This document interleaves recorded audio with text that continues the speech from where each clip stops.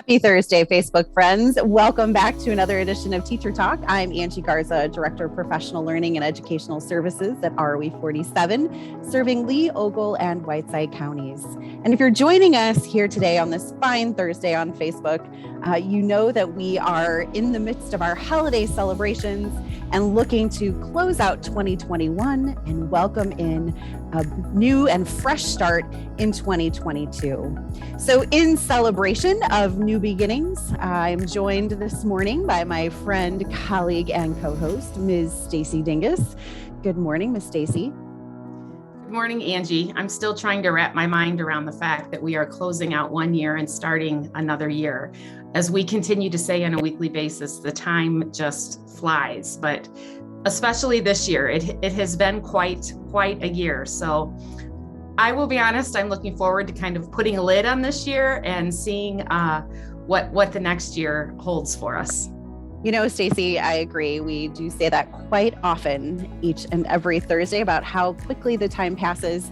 The other thing that I've noticed over the last several years is that we're constantly looking ahead to that new year and that fresh start, especially as we've been navigating our way through the seemingly endless pandemic. But we know that bright things are on the horizon in 2022. And so as we tip our hat to 2021 and really look to 2022, we are joined this morning for some reflective conversations about all things education and Lee, Ogle, and Whiteside counties by my colleagues and counterparts, Mr. Chris Tennyson, Regional Superintendent of Schools. Good morning, Chris. Good morning. How are we doing? I noticed you didn't say friend, though. You said colleague. Stacy's your goodness. Friend and colleague. I'm hoping that I'm and my friends as well.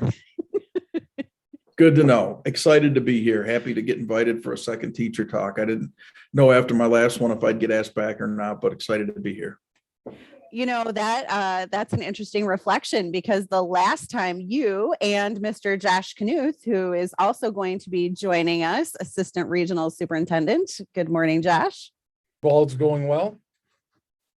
Absolutely. Josh, I was just about to say that the last time both you and Chris were on a teacher talk is back in August, when we were saying, hey, we have a new beginning, as well as we welcome both of you to these new positions at the office, and kind of talking with you about your hopes and thoughts and aspirations for the school year. And now we are 6 months in. So what a great opportunity to regroup and regather and just kind of have a chat amongst ourselves about what we think the new year might bring. So I'm going to turn it over to Stacy. Actually, this is a little different for us this morning on Teacher Talk. So Miss Stacy, do you have some questions for us?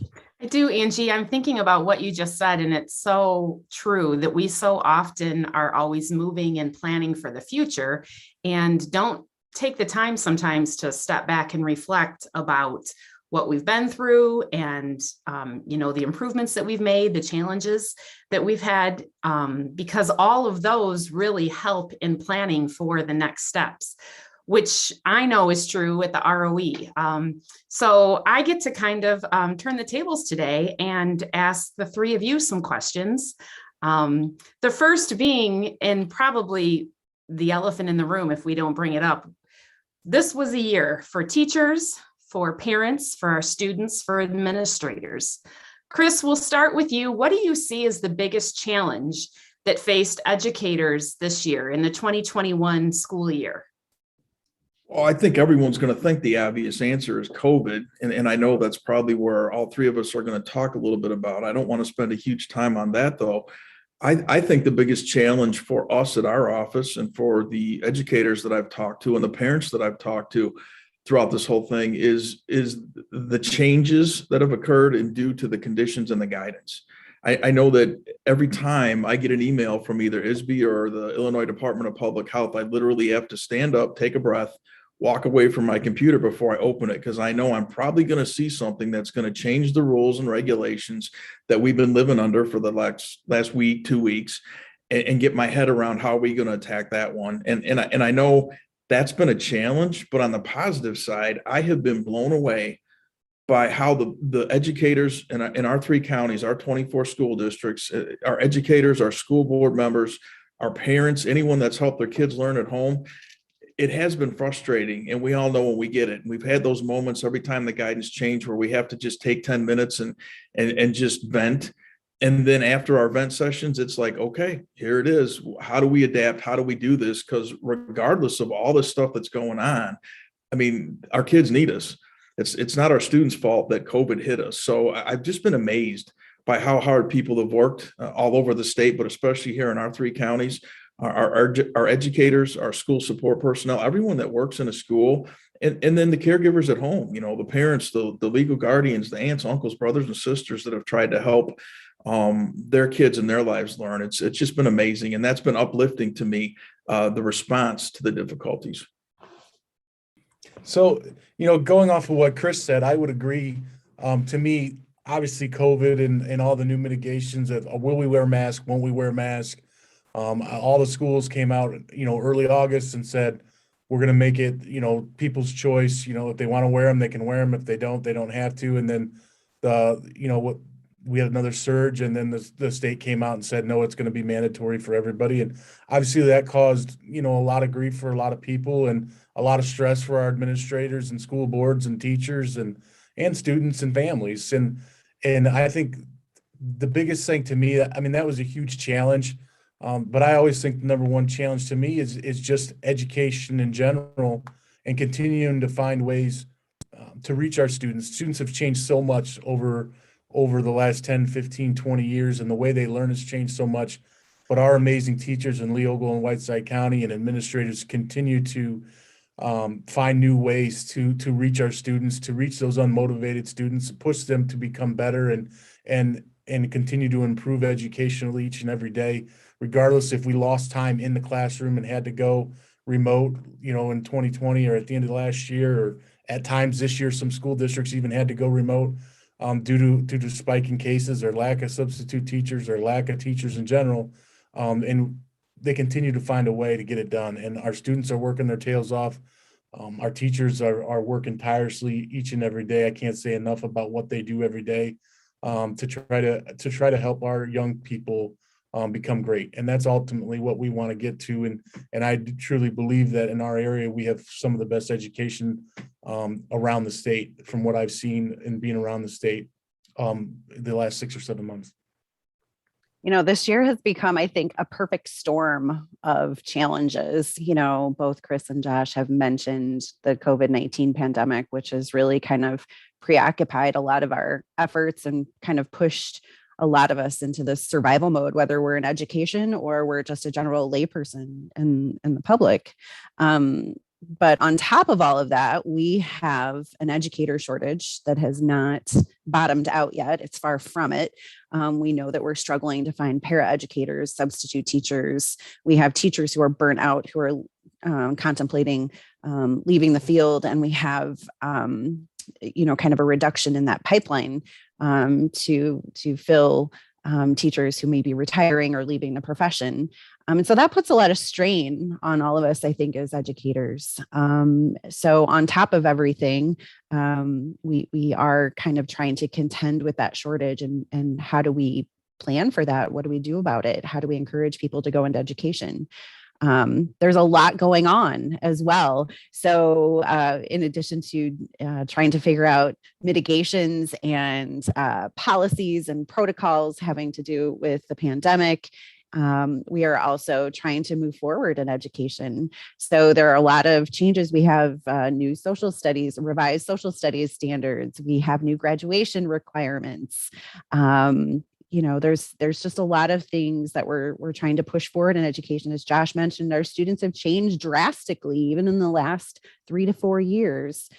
So what are we doing to best address those needs, which requires a lot of continuous improvement conversations. And then I think probably one of the most concerning things that I personally am seeing out in the field is just the sheer need for social emotional support. We looked at some data in writing a recent grant application, and we found that in our 3-county community, over 64% of survey respondents on a recent Tri-County survey indicated that they need some kind of support with social emotional mental health needs. And so as we look at that in our communities, we know that that very definitely impacts our students, it impacts our teachers, it impacts our families. So, how are we working to support everybody to get what they need? Because as we've said over the last several months, it's Maslow's before Bloom's. So those are some of the challenges that I see, Stacy.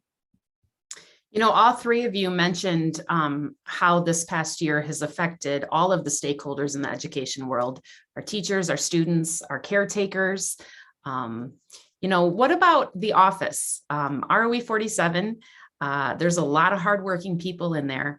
Can you guys talk a little bit about how we faced these challenges?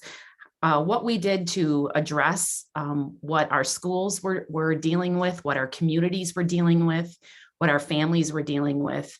How did we adjust what we were doing pre-COVID to really kind of work with the changes being made? Chris, I'm going to throw this one to you first. Well, the great thing about our office is it's our job to help our educators help kids. And it's our job to help our families when they need something for their kids or have questions about education with their kids. So the big challenge that was thrown at us and thrown at everyone with COVID is if we're not here or if we have to close our office down, how do we meet those requirements? How do we help the people that need help? And we've done a great job of that. I think the people that work with me maybe get tired of me saying if we don't tell our own story, someone else will. And prior to COVID, we were just looking at how our office communicates with everyone. And we felt this was a good time to maybe look at some updates. And I'm proud to be on the call with both Stacy and Angie because they're two very integral people in this process. And I'm sure some of you in the public have noticed that we've totally redone our website and we now have a new newsletter and we have a very active Facebook page, which we're on right now. And we have a Twitter page because we had to look for ways to make sure that the information that the public needed was going to get out there. And I'm so proud of what we've done and how we've done that. And at the same time, we had to look at our general policies because there was a time when our office also had to shut down and we were all working from home. And I couldn't be any more proud of our staff. I mean, we were able to take equipment to our houses, get set up at our houses, make sure we were answering phone calls, answering emails, helping with licensure, helping the superintendents and principals with questions and situations they were dealing with, and continuing to be that liaison with ISB. I think we did an excellent job. I mean, I'm really proud of our staff and how we adapted to that. And I'm also very proud of how we've continued to internally look at how we communicate and how we can give our message. And I'm also very proud of the work we were able to do at our alternative school for our students. And I'll let Mr. Knuth handle that. And then how basically overnight, Angie and her staff were able to flip the switch on professional development and make sure that it was pretty much available to everyone, online. So I'll let both of them talk about those things.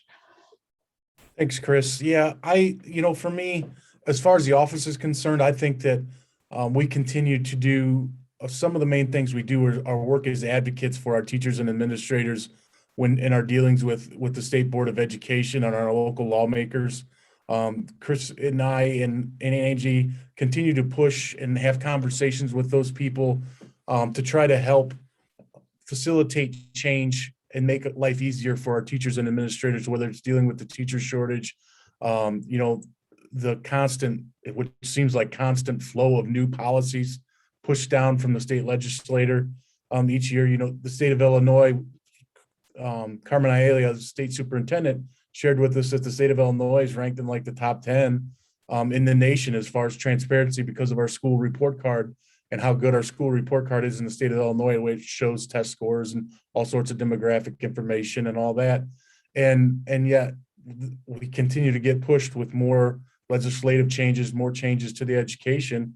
And, we're having those conversations with lawmakers like, hey, if we're doing such a good job being transparent, let us be for a little while and let us get our feet back under us, especially after everything that everybody's been going through over the last year and a half. And we're continuing to try to fight that fight and advocate for that kind of life and livelihood here in the education world for our area. And then as far as the safe school that Chris mentioned, we went from being, we had a fair share of students that still returned from last year at the beginning of this year, but we had quite a few seats open at the start of the school year. And we kind of anticipated that happening.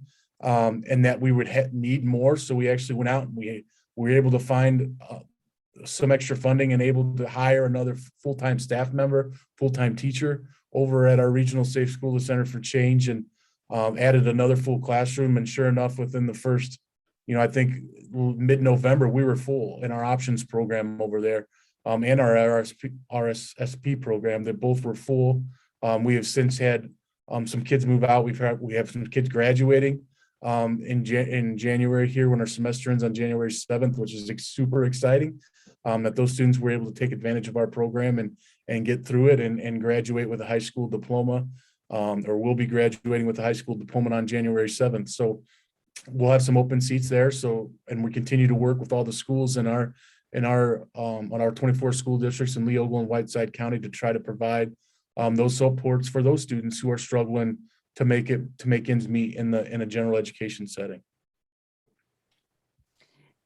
Stacy, if I had to pick out one word to describe how we have navigated this past year, and even beyond this past year, probably the last 23 months, it would be growth in our office. And so not only growth in terms of the number of people we have on staff, because that's certainly something that has also grown, but also in terms of communication.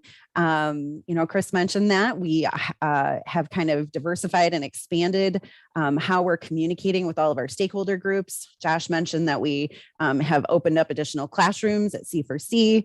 The professional learning department is now up to 17 individuals who are out there serving not only our teachers, but also our communities. We've expanded our programming. So one of the new programs that we have that I'm so proud of is our Nexus program, which employs 3 individuals who are out doing family support and case management out in the community, linking families with services. So we kind of dared to ask the question, what if we were able to actually go and help our families? And there's some really powerful stories that are coming out of that program, which I'm just thrilled about. We've expanded our partnerships. So we are partnering with even more folks out of higher ed. We are partnering with our community agencies to address social, emotional, and trauma concerns. We are partnering with our businesses to help make sure that we are offering work-based learning and really kind of relevant and engaging opportunities for our students to bring people back to the community. So all of these things are really tremendously exciting. And I would say that despite all of the challenges that we just talked about earlier, growth has really been that key theme and that spark that has just kind of, I think, taken off within our office. And so excited to see where that continues to grow. I know we have some additional opportunities coming up, but I'll save that for a little later. Well, having the privilege of getting to know all 3 of you this year, I know that all of you are very forward thinkers. So last question, 2022, I can't even believe it when we say that, 2022 is literally just around the corner. What are you looking forward to in the new year? Maybe some goals for ROE47 or for our 3 counties.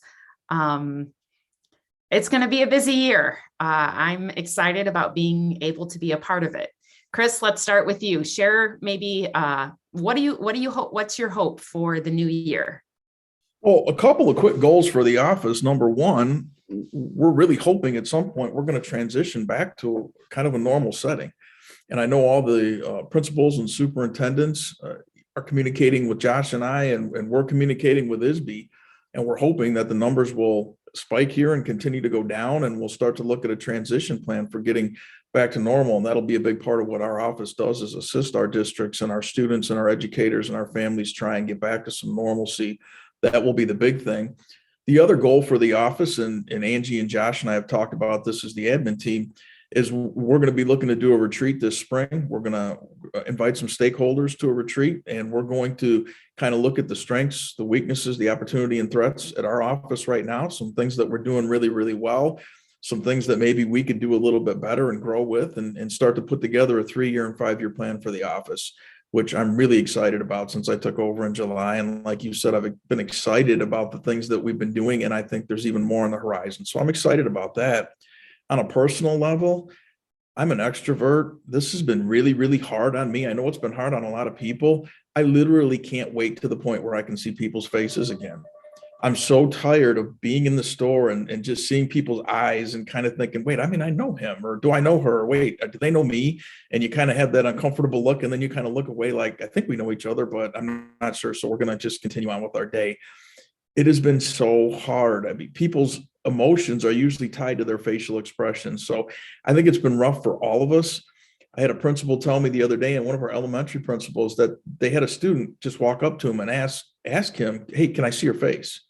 Because the student had never seen the principal's face. And that kind of just shocked me and made me think about kind of where we're at now. I mean, we have some elementary students that may have never seen their teacher's face, their principal's face. That's hard. So on a personal note, I cannot wait to a point where we can get back again so we can see each other smile and we can see the facial expressions.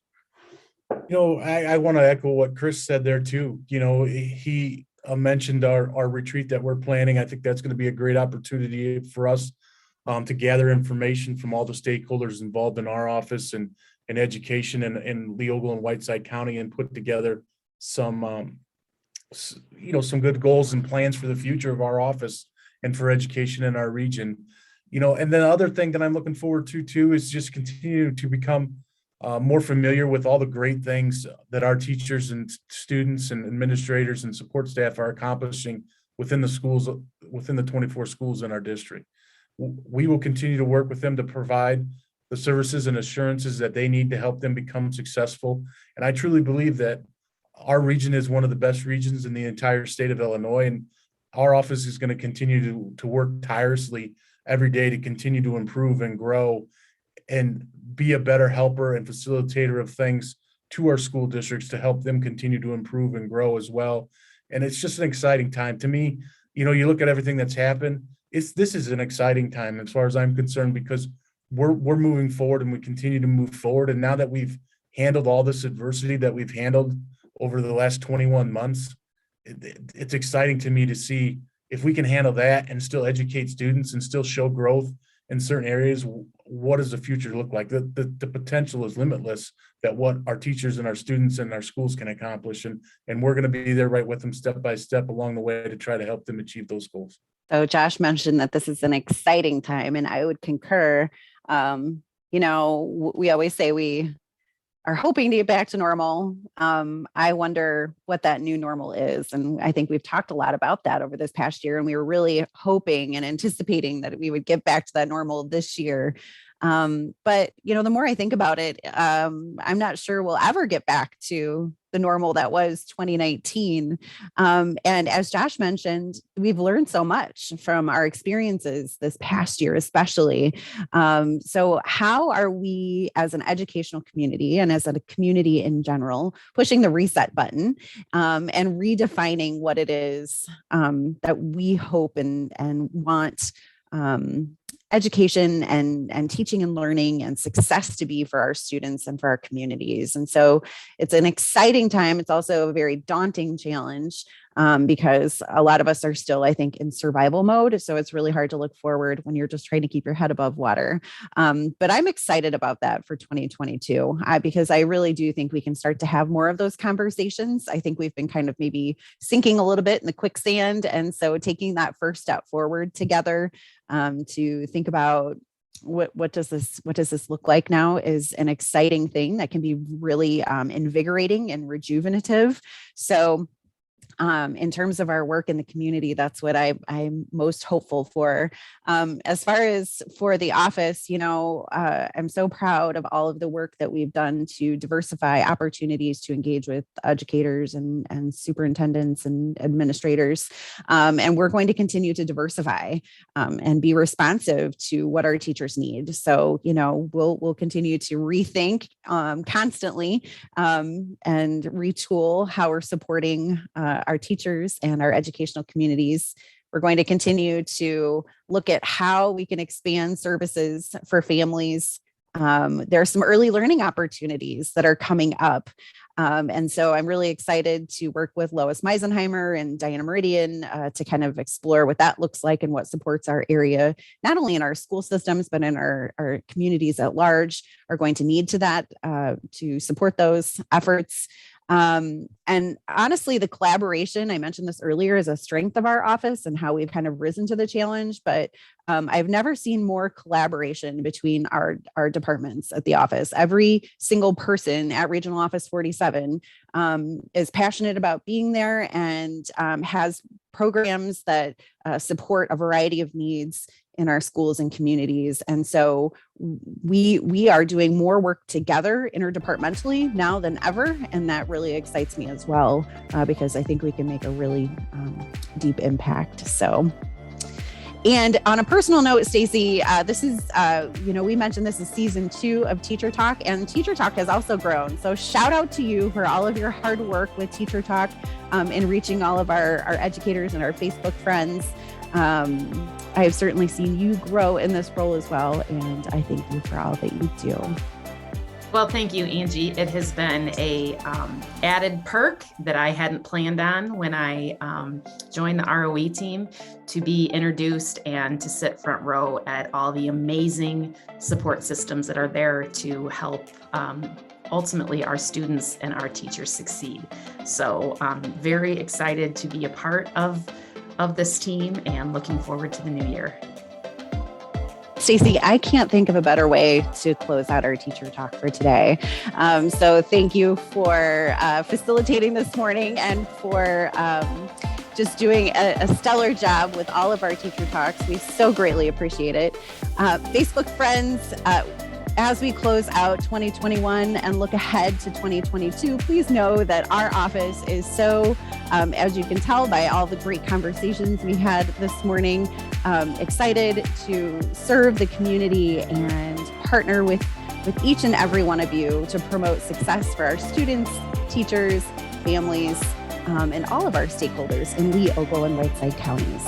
So on behalf of my friends, my colleagues, and also fellow co-hosts for this morning, Ms. Stacy Dingus, Chris Tennyson, and Josh Knuth, this is Angie Garza signing off for Teacher Talk for the last time in 2021, and looking forward to joining you right back here next Thursday as we ring in 2022 and all of the exciting things that are to come. Have a wonderful, safe, and prosperous new year.